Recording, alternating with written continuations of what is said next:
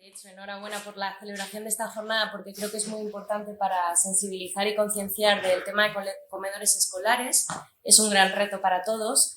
Yo soy nutricionista y trabajo como responsable de nutrición en Angulas Aguinaga. Os voy a hablar sobre el reto de fomentar el consumo de pescado en la etapa escolar y qué gran reto, porque claro, esto no es solo en colegios, esto lo podemos trasladar también a casas, a cuando los niños llegan a casa, o lo podemos trasladar a cuando, oye, salimos a comer con los niños y el niño, pues en vez de pedirse un plato combinado, ¿no? Pues que intentemos conseguir que se consuma pescado, ¿no?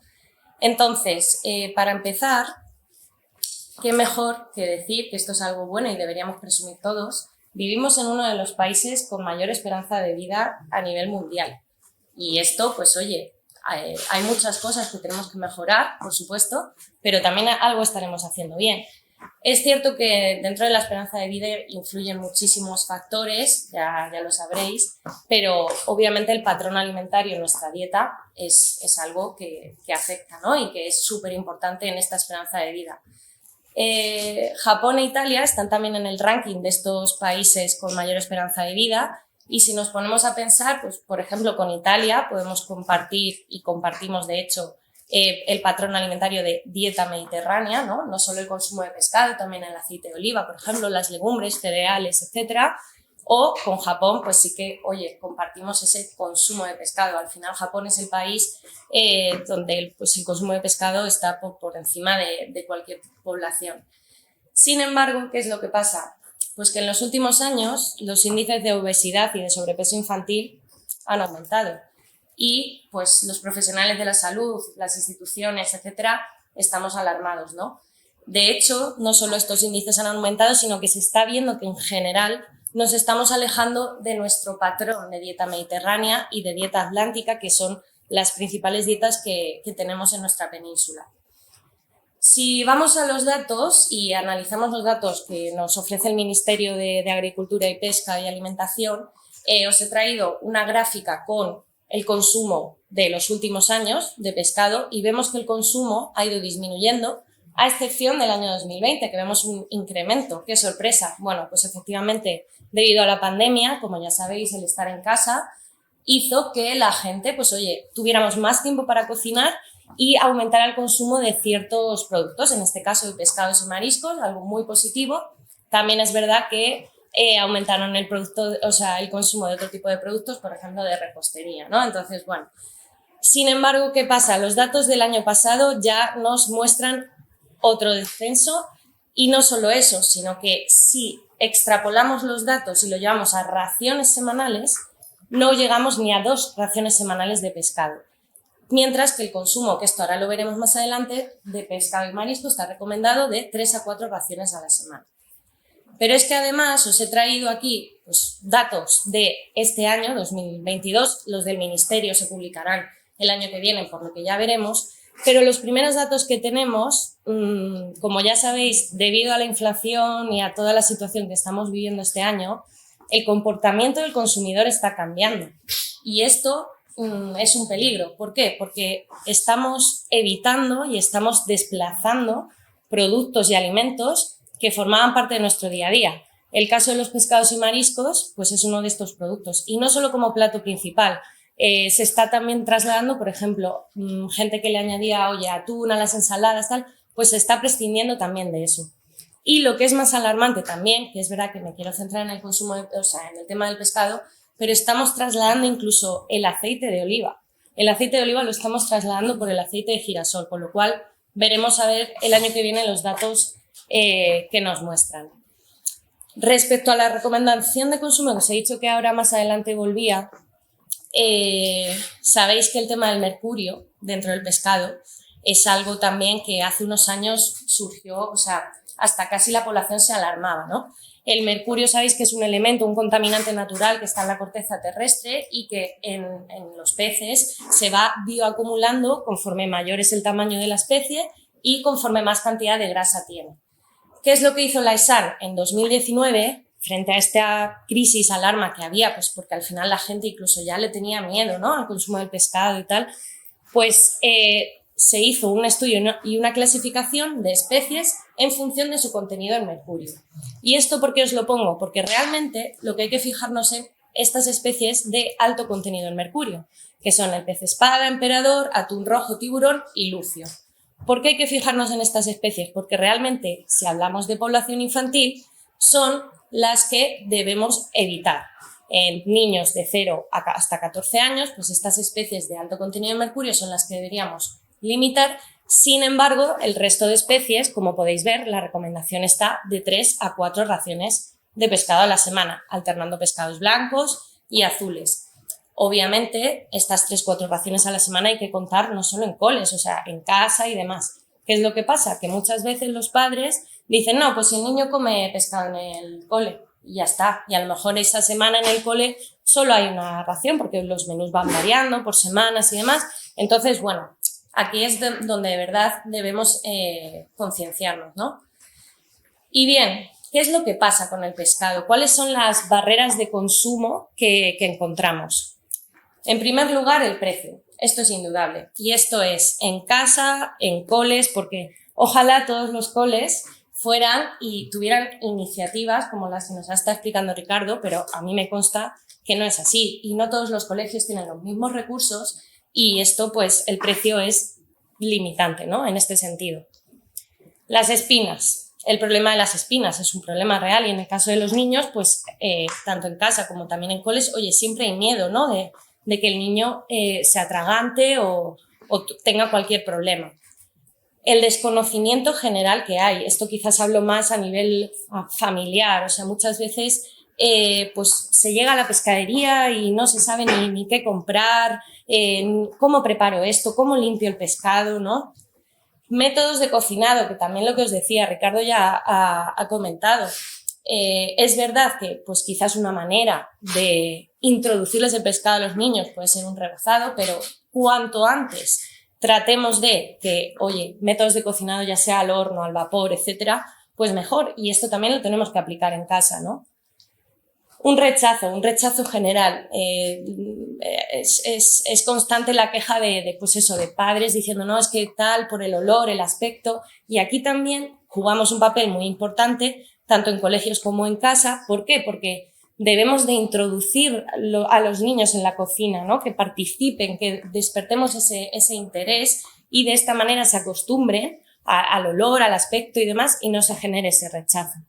Y por último, también se ha comentado las alergias. No nos podemos olvidar que esto es un problema real, que además la alergia a la proteína de pescado en niños va aumentando cada vez más y también el problema del anisakis.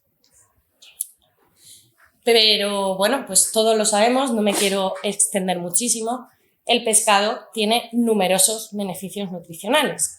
Aquí os he traído, bueno, una clasificación a nivel del contenido de grasa, pero como veremos más adelante, el contenido de grasa de un pescado, la grasa del pescado es muy buena, ya lo sabemos todos. Aquí os he traído pues, algunos de los macronutrientes y micronutrientes que más se conocen a nivel beneficios. Yo me voy a parar en los que considero más importantes en cuanto a población infantil, pero bueno, os dejaré mi contacto por si pues queréis profundizar en alguno de estos puntos. Empiezo por las proteínas. ¿Por qué? Bueno, pues las proteínas son fundamentales, ¿no? Para el crecimiento y el desarrollo de los niños. Si nos vamos a las ingestas de referencia de la EFSA, os he traído aquí como una especie de línea del tiempo porque si bien cuando ya cumplimos unos 17, 18 años ya llegamos a una recomendación que ya se mantiene para la vida adulta, que son esos 0,83 gramos por kilo de peso al día, lo que viene a ser pues un adulto de unos 70 kilos, pues un consumo de 50 gramos de proteína aprox al día aproximadamente. Lo que vemos es que en población infantil, en función del año, y por supuesto también tendremos que tener en cuenta la actividad física, pues el consumo puede variar, pero realmente se ve incrementado, ¿no? O sea, es muy importante, el consumo de proteínas es muy importante en población infantil. ¿Por qué? Cumplen numerosas funciones. Sabéis que tienen una función energética, tienen estructural, enzimática, hormonal, de transporte, de defensa en el sistema inmune. Y bueno, pues tienen sus declaraciones de saludables aprobadas que lo que os he comentado, ¿no? Que son necesarias para el crecimiento y desarrollo de los huesos en los niños. Pero es que no todas las proteínas son iguales y esto es algo que también debemos tener muy en cuenta. Habréis escuchado, todos sabemos que se considera una proteína de alto valor biológico aquella que contiene todos los aminoácidos esenciales. Vale, pero es que esto tenemos que ir un poquito más allá. ¿Por qué? Porque hay que hacer una medición de esa calidad de la proteína, porque lo que os digo, no todas las proteínas son iguales, ¿no? Y para medir esta calidad de la proteína, pues debemos tener en cuenta diferentes factores. En primer lugar, el número y la cantidad de aminoácidos esenciales, que parece lo mismo, pero no. Una cosa es el número de aminoácidos esenciales que tenga, que sabéis que existen 9 aminoácidos esenciales, y otra cosa es la cantidad en la que esté ese aminoácido esencial. Y aquí es donde en muchos aspectos, por eso se dice muchas veces, no es que la proteína vegetal tenemos que combinar. ¿Por qué? Porque a lo mejor tiene todos los aminoácidos esenciales, pero no en la cantidad adecuada y por eso tendríamos que combinarlas. El aminoácido limitante, que viene a ser el aminoácido esencial que se presenta en menor cantidad, y la digestibilidad. Actualmente la EFSA existen diferentes indicadores de medición de la calidad de la proteína, pero actualmente la EFSA define el PDCAAS como el índice de mejor medición de esta calidad, ¿no? Porque tiene en cuenta pues, lo que os venía contando, ¿no? Todos estos factores de arriba. Aquí os he traído datos frente al huevo, que siempre se ha considerado la proteína de referencia y la proteína completa del pescado. ¿Qué pasa? Dentro del pescado encontramos diferentes parámetros porque varía, ¿no? En función de las especies. Pero sin duda podemos concluir que si vemos el PDCAAS y también vemos el coeficiente de digestibilidad, la proteína de pescado es una proteína de buenísima calidad y completa. Si nos vamos a las fuentes de proteínas, principales fuentes de proteínas en población infantil, pues os he querido traer un par de infografías de 2 estudios que seguramente conozcáis, realizados en nuestro país, súper importantes. Uno es el estudio ANIVES, que abarca toda la población, me refiero a personas entre 9 hasta 75 años, pero luego desglosa los datos en función de edad y de sexo, y el estudio SNOOPY, que sí que se ha hecho en población infantil de 1 a 10 años y es más reciente que el ANIVES. ¿Y qué es lo que pasa? Bueno, pues que vemos que la principal fuente de proteínas en la población infantil, si bien es cierto que el consumo de proteínas es adecuado, incluso está un poquito por encima de lo que se recomienda, pues vemos que principalmente viene de carnes y derivados, de lácteos y derivados lácteos y de cereales. Pero es que dentro de los cereales tenemos bollerías, tenemos diferentes harinas, o sea,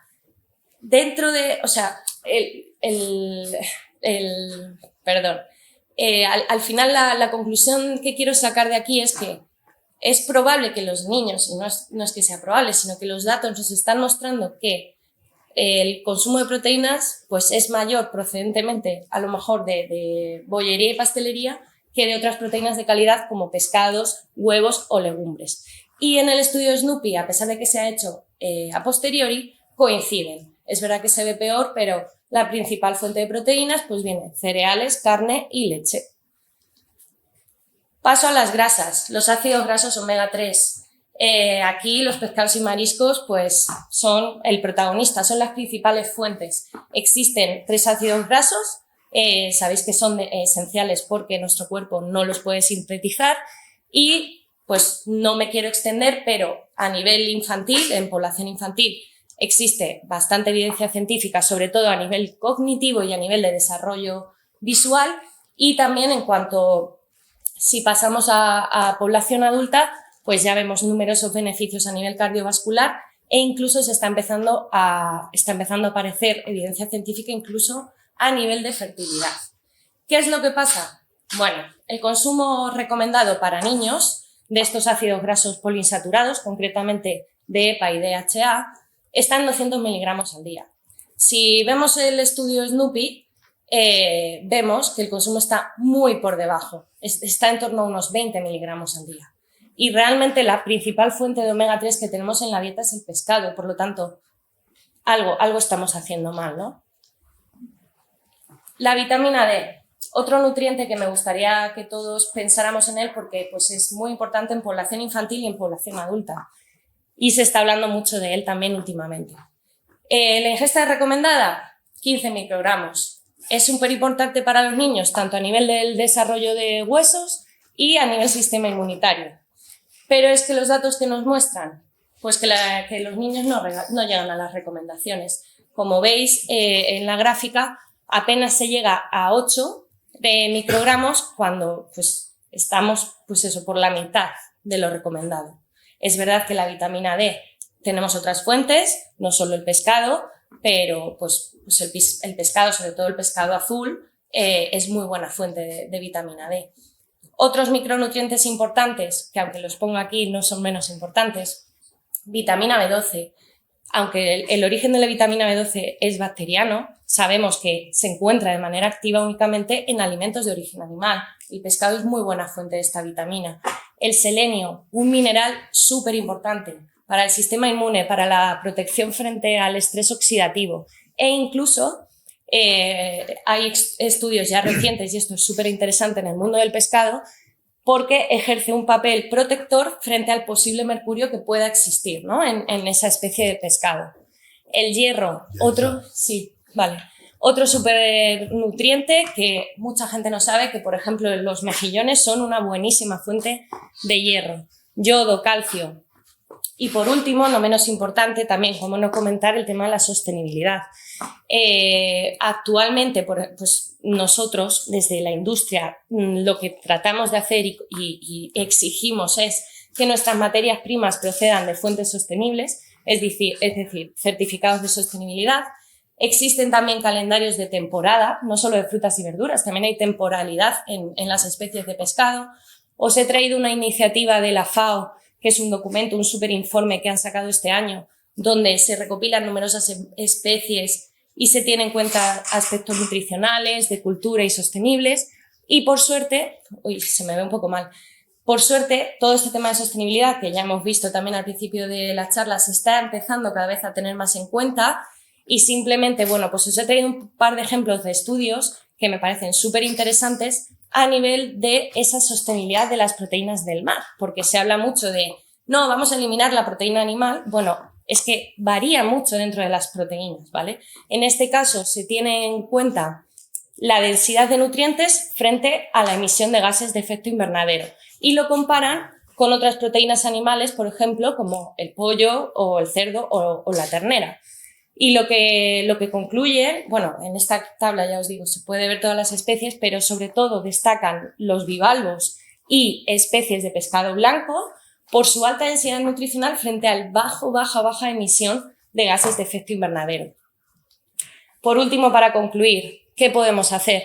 Bueno, yo os comento, ¿qué se hace desde la industria?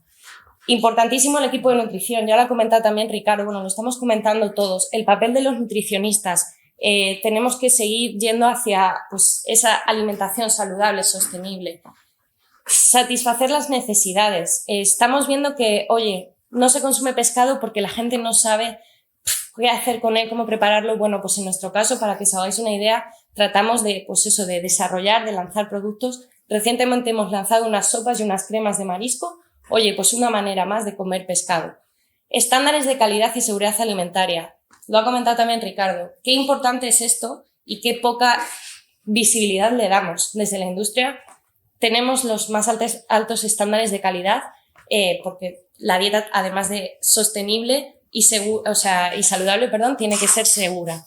Sostenibilidad, como ya os he comentado, y esa innovación abierta, lo que quiere decir es que estamos abiertos a, desarrollar, promocionar estilos de vida saludables.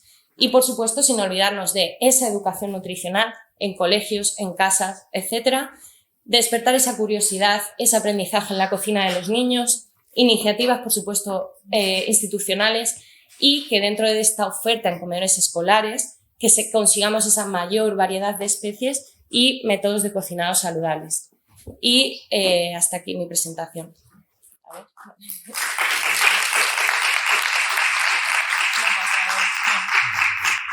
Muchas gracias, Yaiza. Bien, a continuación.